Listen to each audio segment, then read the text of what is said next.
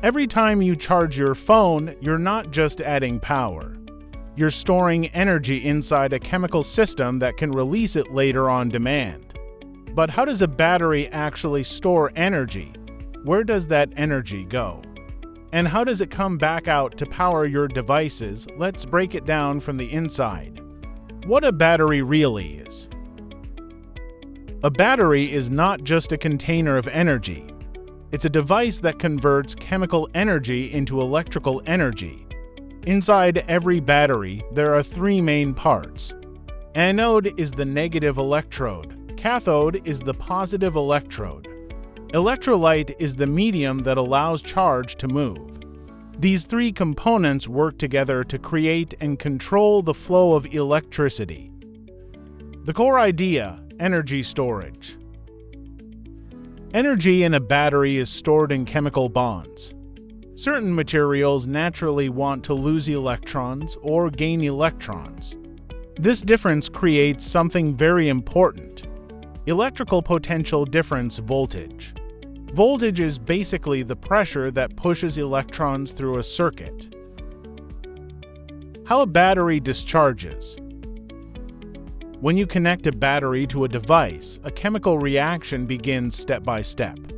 At the anode, atoms lose electrons. These electrons are released.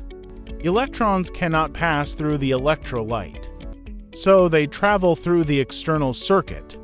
This movement of electrons is what we call electric current. That's how the system stays balanced.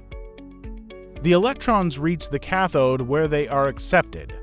Meanwhile, inside the battery, ions move through the electrolyte to balance charge. Key understanding: electrons flow outside, ions move inside. How a battery charges. When you plug in your charger, you're forcing the reaction to go in reverse. Here's what happens: external power source pushes electrons back. Electrons return to the anode, chemical reactions are reversed. Energy is stored again in chemical form, so charging is not adding energy directly. It's rebuilding the chemical state of the battery. Lithium-ion battery. Most modern devices use lithium-ion batteries. Here's how they work: lithium atoms release electrons at the anode. Lithium ions move through the electrolyte. Electrons flow through your device. During charging, lithium ions move back to the anode. Lithium is used because it is very reactive, lightweight, and efficient for energy storage. Limitations and degradation. Batteries don't last forever, and here's why. Chemical reactions cause wear. Materials degrade over time. And internal resistance increases. This leads to reduced capacity, faster draining, and slower charging. That's why old batteries don't perform well. Important concepts. Voltage V is electrical pressure. Current is the flow of electrons. Capacity mAh is how much charge a battery can store. Energy WH is the total usable energy of the battery.